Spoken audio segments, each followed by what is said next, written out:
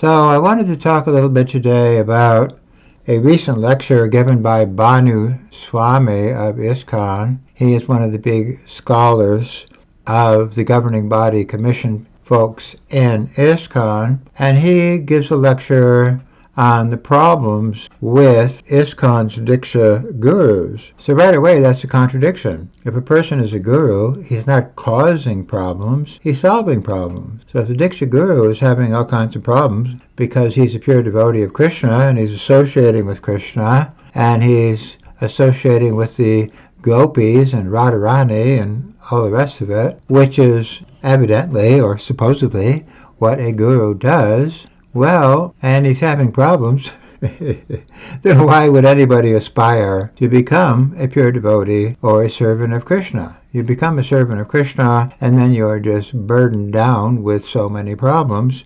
Well, then why bother? So a lot of people just give up on the whole process because people like Banu are going around saying the more you become a pure devotee, the more problems you're going to have and the more problems you're going to make for others. Well, most people don't want to get involved with problems, so they're not going to bother trying to become Krishna's pure devotee. What is the point? Then Banu says, because Prabhupada was being worshipped very lavishly, we naturally assumed that these ISKCON gurus would be worshipped the same way. Well, no, we didn't naturally assume that at all. We objected, we thought this is crazy and this is ridiculous. This was an artificial imposition on the society. We didn't like it. Most devotees didn't like it. Most devotees left ISKCON because they opposed that, or they were kicked out for opposing it. No, it was not a natural transition that the 11 appointed gurus were going to be worshipped as good as Prabhupada. It was not natural whatsoever. It was forced, it was imposed, and anyone who objected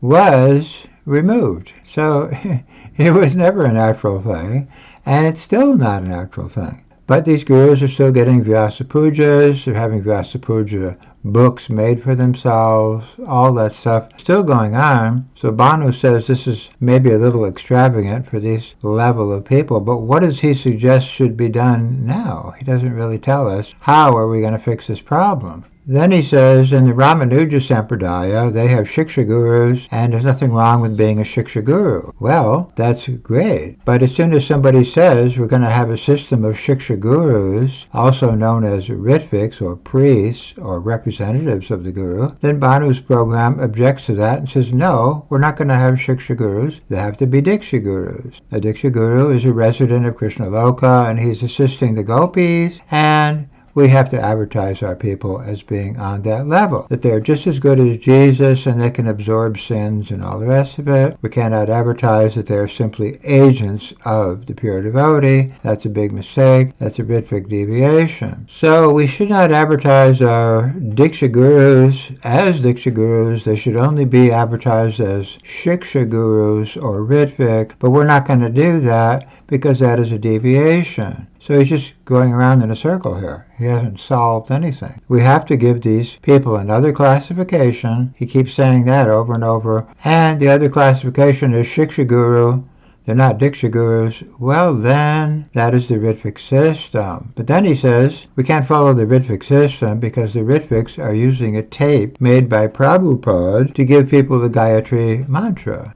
Wait a minute. So we can't have people hearing from Prabhupada? People need to get the mantra from a person who's deviating and maybe engage in illicit sex and so many other deviations. Well, why not give people the mantra from the pure devotee? He says only a pure devotee can give Krishna prema. As soon as the Ritviks say, yes, the person giving Krishna prema is Prabhupada, let's hear from Prabhupada, Banu says, no, that's a deviation. We can't hear from the person who can give Krishna prema. Who are we going to hear from? Well, we're going to hear from people who are sometimes or oftentimes engaged in illicit sex with men, women, and children. So what kind of a bhakti lata beej are they going to get from deviating people? Why not give them the original beej, the bhakti beej from the pure devotee? Well, we can't do that. So again, going around in a circle.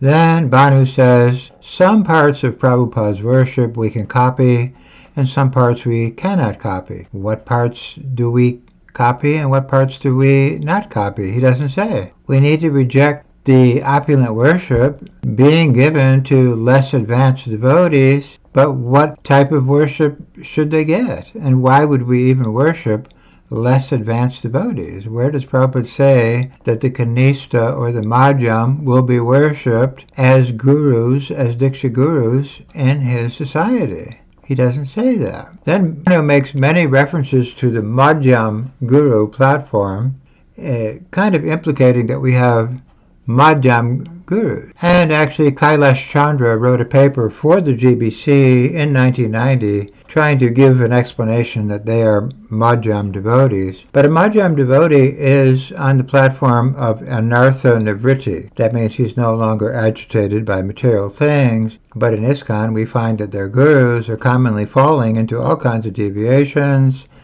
including illicit sex with men, women, and children. That platform is less than the Kanishta platform. A Kanishta is a bona fide strict Brahmana devotee. Illicit sex with men, women, and children is nowhere near that platform. Okay? In fact, a person who came to the temple and said, I'm engaging in illicit sex with men, women, and children, would not be allowed to join the Bhakti program. This is not even the basic level of a basic neophyte devotee to join an ISKCON temple. You have to agree to follow certain standards or you're not allowed to be in the temple. But in ISKCON, in Banu's ISKCON, we have people engaging in all kinds of deviations who are being worshipped as good as God. So they're not even Kanishtas. They're not even new bhaktas. They are ineligible for even residing in a temple, and yet they're as good as God at the same time. So, sorry, they're not madhyams, and for him to imply that people engaged in illicit sex with men, women, and children are somehow on the madhyam platform is false. But in addition to that, even if they were madhyam, the madhyam, Prabhupada told us, he does not have the Brahmana tejas to burn off sins. He should not be absorbing sins from other people. And Prabhupada says the Madhyam devotee may fall down and become an asura again. It's not a fully fixed platform. So people who are not on the fully fixed platform should not be worshipped as if they are. But anyway, the Madhyam idea is just absolutely false on every single level, because the things that these guys do is nowhere near even the Kanishta platform. Never mind the Madhyam platform, never mind the Uttama platform. So again, he's just going around and around in circles without explaining what is the real process here. So then Banu says the level of worship in ISKCON is too extravagant, therefore we have to moderate it. We, who? Who is the we? You mean the people who are getting the extravagant worship are going to moderate their own worship? How is that even going to work? Who's going to moderate the worship? How is this going to happen? And why would a pure devotee need moderating at all? So, moderating who? Moderating how? He never explains. Same thing, going around in a circle. He's giving a point without explaining how this is ever going to be applied. Who is going to do the moderating when obviously the GBC process is just out of control and the gurus just seem to do whatever they want to do whenever they want to do it? Who's moderating all this show? Obviously it is not being moderated properly, which is why the book Monkey on a Stick says the GBC are gutless and rudderless and so on and so forth. They're not doing their job of moderating just about anything. The only thing they moderate for sure is anyone who preaches that Prabhupada is the guru will be removed from ISKCON. That is one thing they moderate very, very heavily.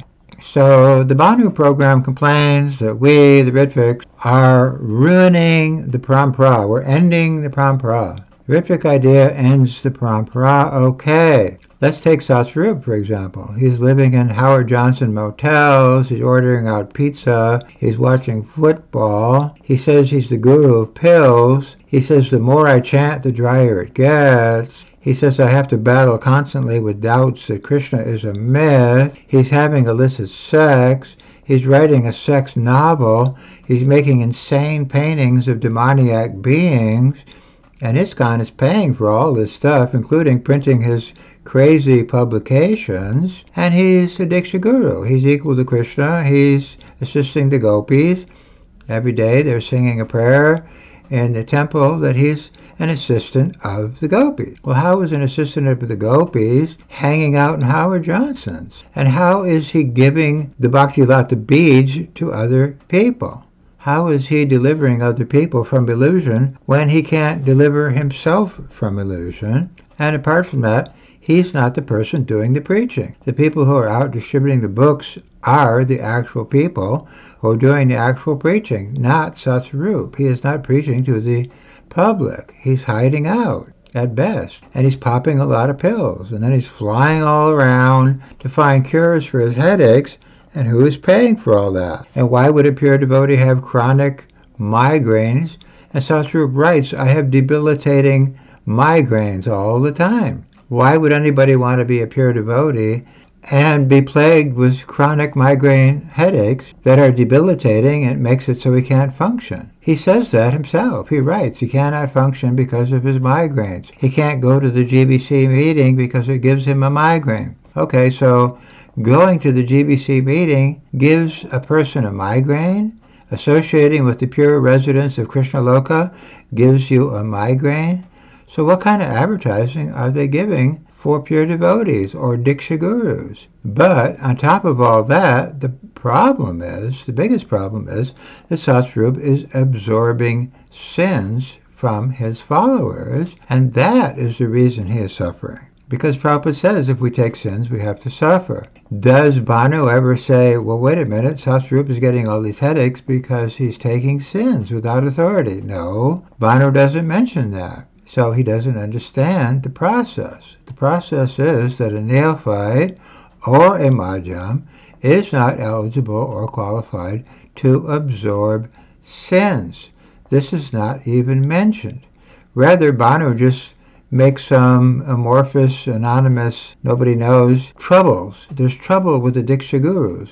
Where is the trouble coming from? The trouble is that they're not qualified to take that post. They're not qualified to absorb sin. They're not qualified to advertise that they're assisting the gopis when they're writing sex novels and they're having sex with their therapist and all the rest of it. So that means the Ritviks have not ended the parampara. The GBC has ended the parampara because they're putting these kinds of fools into the post of Acharya, and they don't know what they're talking about. And Satsarup was very famous for glorifying Kirtanananda and all that kind of thing. He has no clue what's what, so he shouldn't be the spiritual advisor of anyone if he thinks a homosexual pedophile is as good as God.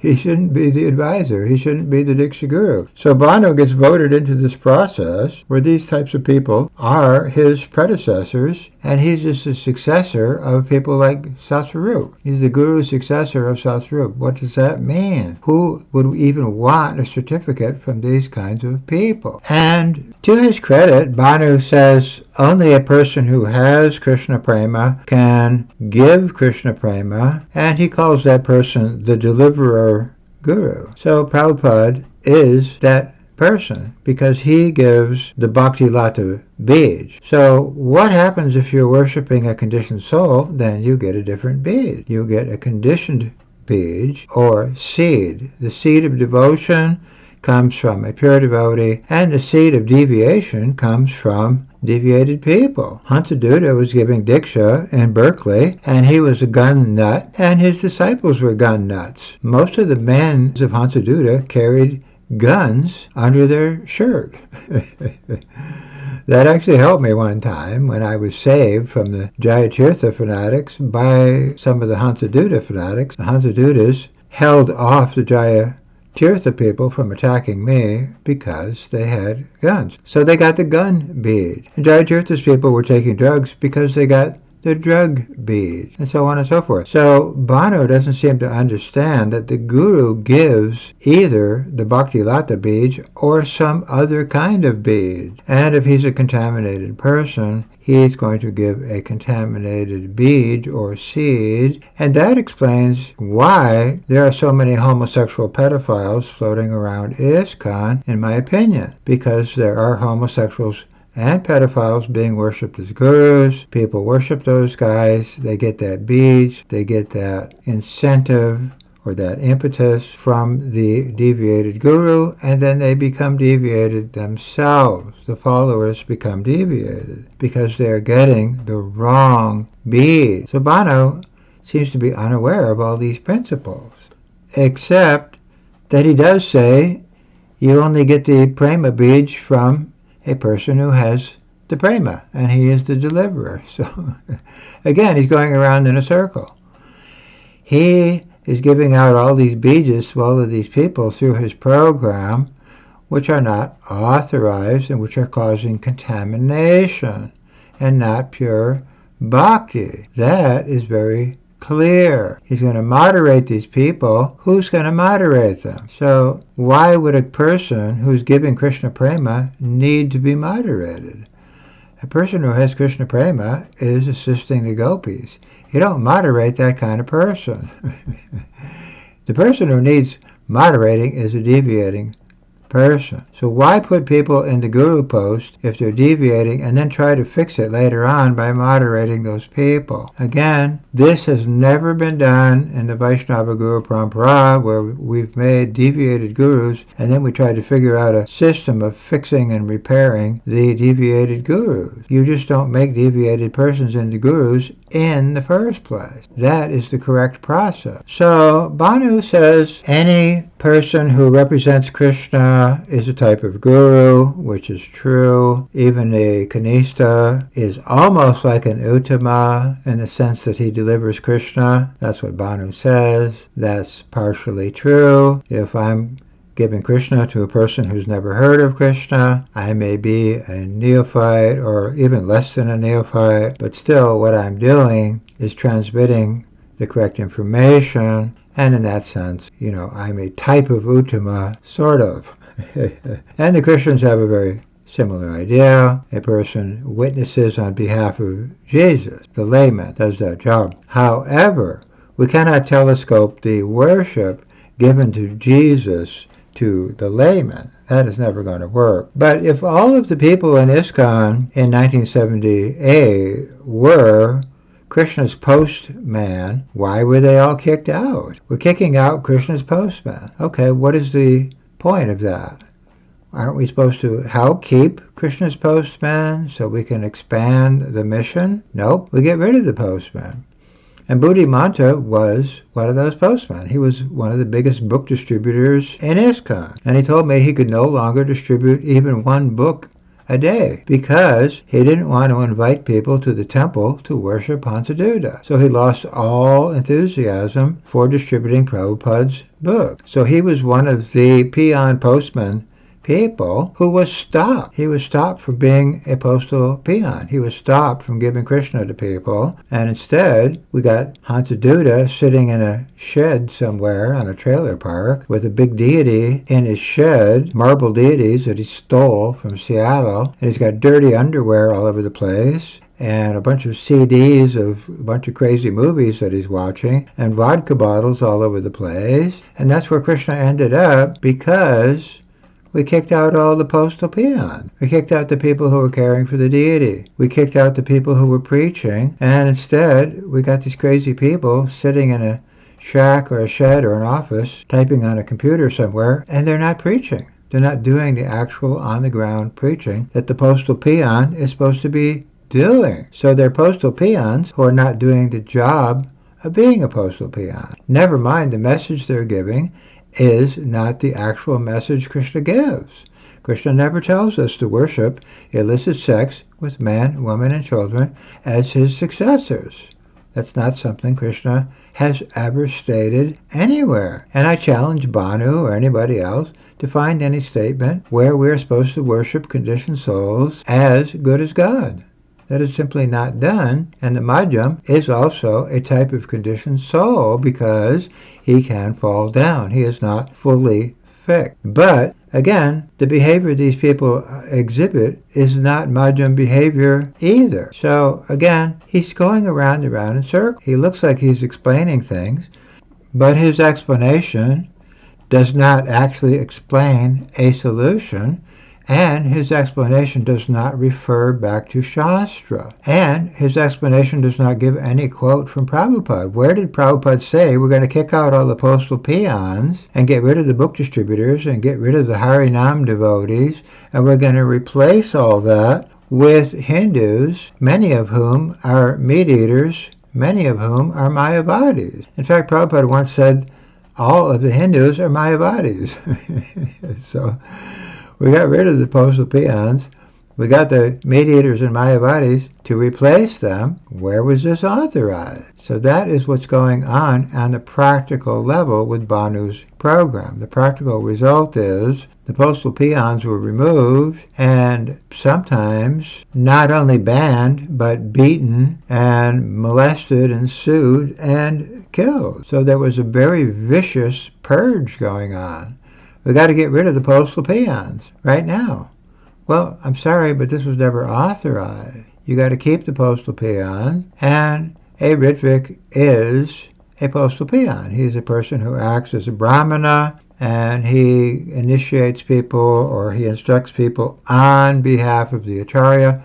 He does not claim to be an acharya himself, or he's a layman who's acting like the church congregation people who preach on behalf of Jesus, but do not claim to be on the same level as Jesus. So that's the Christian system, and we're often criticized for preaching the bogus Christian idea. Well, the bogus Christian idea is the biggest religion anywhere because they worship the pure devotee and they keep their people in the right perspective of who is a pure devotee and who is not a pure devotee. And they don't telescope and juxtapose impure persons with pure persons, and therefore the religion can function properly. And the Madhva system is similar. They have Shiksha gurus, and they worship the bona fide Acharya Madhva, and it's a fact, according to some of the Madhva people who told me, some of these Madhva priests or gurus or representatives fall down, and they get engaged in scandals over women and money and all kinds of different problems. But no one is shocked by that because it is known that these are only representatives and or Ritvik. They are simply operating as agents or representatives of the Acharya. So that is the system that Prabhupada wanted and authorized. He never authorized that we should telescope up conditioned souls as pure souls. Now, it's interesting that Banu was made a Diksha guru in ISKCON, but he does not initiate anyone. And he says he isn't going to initiate until the GBC clarifies what is a Diksha guru in their system. That means they don't know what is a Diksha guru. That means they have never clarified what is a Diksha guru. That means they're just flying around without knowing which direction they're flying in. And therefore, they run out of gas and crash. And that's why Bhakti Vikas Swami calls it crashing jumbo jets. Our guru system is crashing jumbo jets. The jet crashes, the guru bloops, falls down, has a scandal, and then all the people in his airplane suffer. They die, or they're burned up, or they're injured, or whatever it is, because these people were never authorized to fly a jumbo jet in the first place. They never had the pilot's license to fly a jumbo jet. So all this is being done artificially. But rather than saying we shouldn't be issuing jumbo jet licenses to foolish people, they just keep issuing more and more guru certificates to more and more people.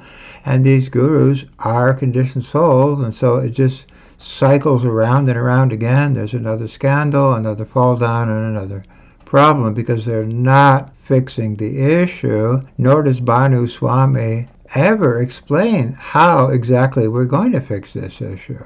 So we're going to have a religion, and in the religion you have to worship a pure devotee so you can become like a pure devotee, and you will eventually attain the Krishna prema status that the pure devotee has. And what does that mean in ISKCON? That means illicit sex with men, women, and children. It means oral sex with boys in the motorhome. It means oral sex with men in the holy dham. It means drinking vodka. It means having sex with half a dozen women. It means deviating worse than the mundane karmi people. So instead of becoming more advanced spiritually, you become less than a mundane person. How is that going to attract people to the religion? Well, it isn't. It is not. And people are leaving, and people are also not joining, so there's a manpower shortage in ISKCON, which is being taken up now by handing over the property to the Hindus. But that's also not a good or permanent solution, because most of the Hindus are not really interested in becoming temple residents. We had a big announcement in an ISKCON temple recently. Can we have some volunteers to come and take care of the deities during the week? And this was made to the Hindu congregation, and not one Hindu raised their hand and said, yeah, I'm going to volunteer to do that. They can't find volunteers because the Hindus aren't really that interested in serving Krishna. And apart from that, Prabhupada says they're Mayavadis, and they don't really understand Krishna very well. When we were in India, some Hindu man came in and offered his obeisances to Prabhupada, and Prabhupada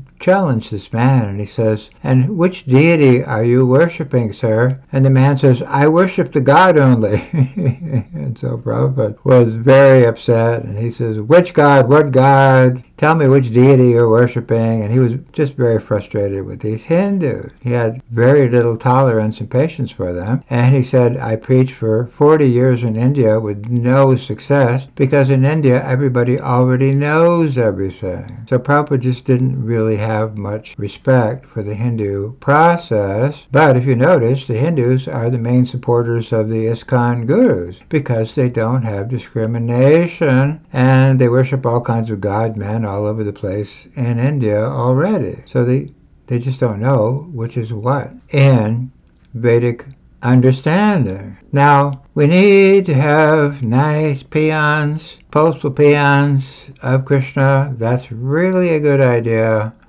That's what we want to recommend.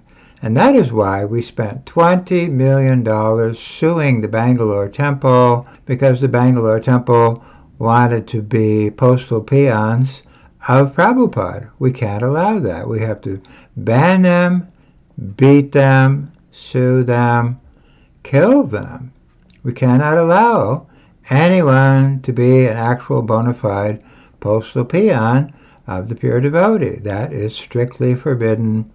But if you want to worship illicit sex with men, women, and children, homosexuals, pedophiles, etc., that is accepted. Not only accepted, that is enforced. You have to worship that process. Now, one thing, I have some friends here in the Bay Area who are former children of ISKCON. They were in the ISKCON Gurukula system. And one thing they tell me on a regular basis that really upsets them and really cheeses them off is when they see these ISKCON leaders like Banu swami lecturing and just smiling, laughing, and joking the whole way through it, like nothing is wrong. These children were beaten up, severely abused, and sometimes every way imaginable. And the leaders of the operation are just smiling and joking, like Hridayananda and these kind of guys, like nothing is wrong. They just don't get it. This is very upsetting for the victims, to see these people just pal around with one another and joke with one another and smile and laugh with one another like nothing is wrong. What about all the victims? What about all the problems they cause for all of these people? So this is not a good sign. It's a sign of having no compassion and no real understanding of what is happening to the victims of your process. So this is a lack of human empathy, very simply stated. Unfortunately, there's a whole group of these scholars, quote unquote, who are ending up being the apologists and legal defenders of the GBC's false acharya system. Sridhar Maharaj was part of that group. Narayan Maharaj was part of that group. Gaur Govinda Maharaj was part of that group. Sridhar Srinivasa is part of that group. All these scholars. And they all argue with me or my associates. Well, Prabhu, it is very common that acharyas are falling down left, right, and center, and that is why we are supporting the GBC, and we're writing position papers for the GBC, and we're defending the GBC, and we're hanging out with the GBC, etc. We're part of their team. So this is causing way more trouble than if they were just on their own. They have these backers and apologists who are defending their position, and it's actually making them much more dangerous. And that is why Prabhupada said that these scholars in the Gaudiya Math are like a snake with a jewel on their head, because the jewel gives them some illumination which makes them be able to see better, so they can strike you more easily. So they're more dangerous than a regular snake, in other words. So Prabhupada did not approve of these scholarly type guys supporting all this stuff. But as we see over the years, the people who defended the GBC, they ended up in disrepute themselves. In other words, why did you defend the GBC's illicit sex with men, women, and children Guru Parampara? And I believe they will have to pay for that eventually, if not this lifetime, another lifetime. You cannot promote bogus people as Krishna's successors and make Krishna pleased. It won't happen. Now, another question I get all the time, why didn't your godbrothers help you? Why didn't your godbrothers dismantle this system? Why didn't 10 of them, or 20 of them, or 30 of them, or 100 of them stand in front of the temple with protest signs and picket the temple and say, hey, we don't want deviants to be worshipped as our guru's successor? Well, unfortunately, most of them compromised and went along with the whole system. I remember when I went to Mula Prakriti's house one time, she had a big chart made on a blackboard how she was going to be liaison committee member with Hridayananda and Badri Narayan and this guy and that guy and the other guy, and I was just going, what? You're going to be working with those guys? The founder fathers of the Homosexual Pedophile Messiahs Project, and we are going to liaison with them? And Mula saw that I was making faces at her board, so she turned it around. She understood. And then her husband, Gopal Vrindapal, came to Berkeley when I was there, and he had 50 of his Hanu men with him. They were all wearing these Hanu men shirts. And I said, oh, great, I need some men over at the Berkeley Temple. We need to get Hantaduda's program out of that temple. And they all said, are you crazy? Hantaduda's a dangerous man. We're not going to go over there. Okay, well, you're big, brave Hanu men. You're going to be fighting to save Sita. Well, Sita is ISKCON. Sita is your guru's temple. We need your help to go rescue Sita. Well, hell no, we're not going to do that. Are you kidding me? That's dangerous. We're the Hanu men. We don't do dangerous projects. So in other words, I mean, these are just examples, hundreds and hundreds and hundreds of my devotee, associate, godbrothers. They just compromised and caved in and went along with the whole system. And I would go up and say, hey, Prabhu, they're worshiping homosexuals and pedophiles as acharyas. Well, yeah, but Prabhu, I can't be talking about that. I mean, that could be dangerous. I mean, we don't want to be making waves. Pranjan, you're always making waves. I mean, what's wrong with you? Okay, well. So, you are enabling that. You are acquiescing and going along with that.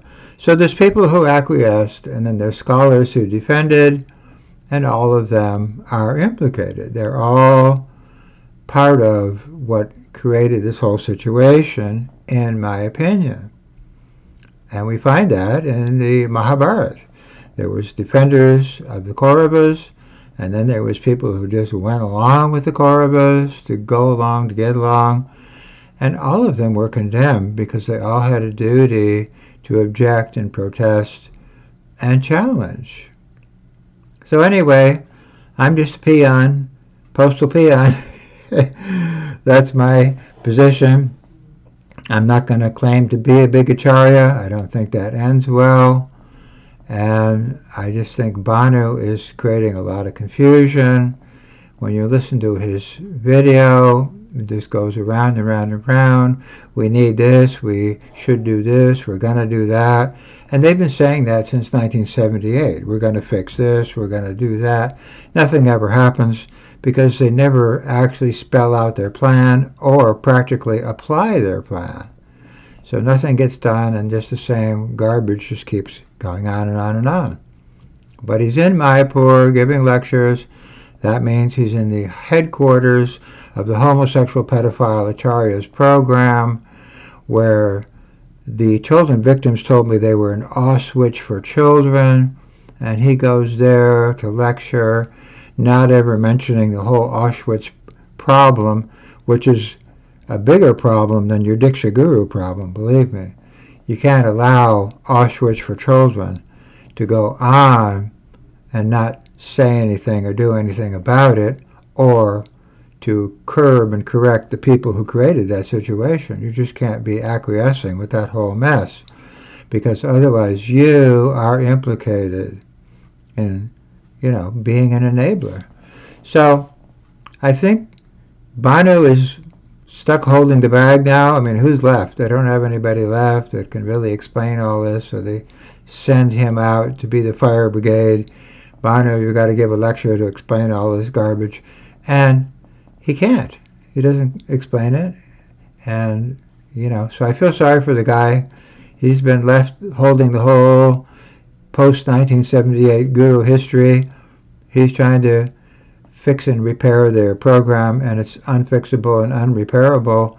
You have to just dismantle the whole thing and start from square one, reestablish the worship of Prabhupada.